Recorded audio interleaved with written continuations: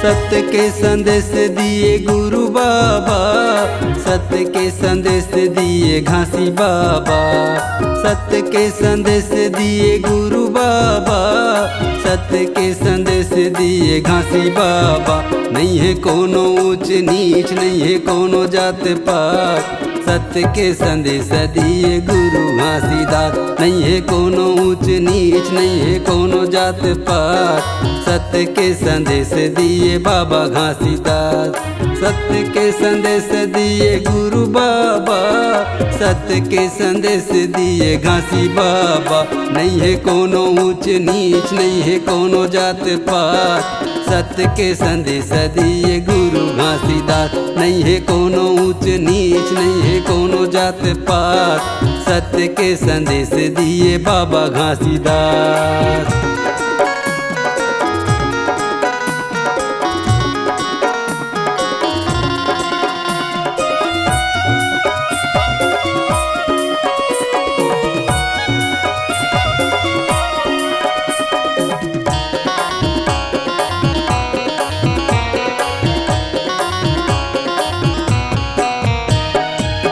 मनखे एक कहे गुरु बाबा, छुआछूत मना किए घासी बाबा। मनखे एक कहे गुरु बाबा, छुआछूत मना किए घासी बाबा। सब रहो दूर मिलझन करो भेदभाव, सत्य के संदेश दिए गुरु बाबा। नहीं है कोनो ऊंच नीच, नहीं है कोनो जात पात, सत्य के संदेश दिए बाबा घासीदास।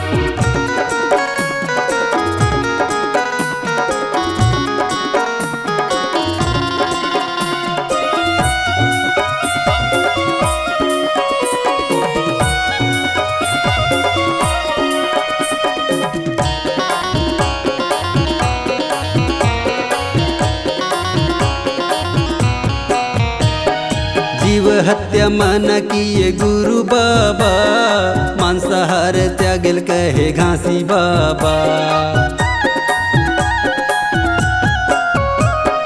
जीव हत्या मना करे गुरु बाबा, मांसाहार त्यागल कहे घासी बाबा।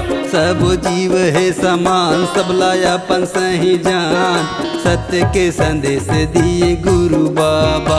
नहीं है कोनो ऊंच नीच, नहीं है कोनो जात पात, सत्य के संदेश दिए बाबा घासीदास।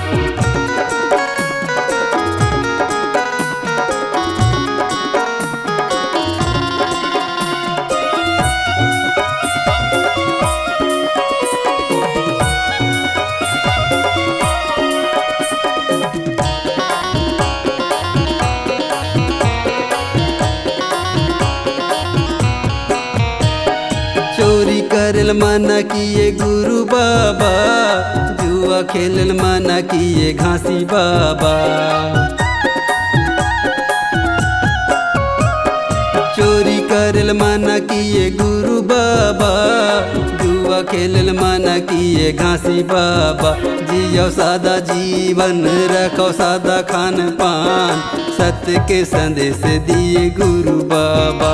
नहीं है कोनो ऊंच नीच, नहीं है कोनो जात पात, सत्य के संदेश दिए बाबा घासीदास। सत्य के संदेश दिए गुरु बाबा, सत्य के संदेश दिए घासी बाबा।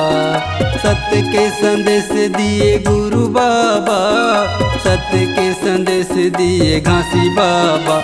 नहीं है कोनो ऊंच नीच, नहीं है कोनो जात पात, सत्य के संदेश दिए गुरु घासीदास। नहीं है कोनो ऊंच नीच, नहीं है कोनो जात पात, सत्य के संदेश दिए बाबा घासीदास। सत्य के संदेश दिए गुरु घासीदास, सत्य के संदेश दिए बाबा घासीदास।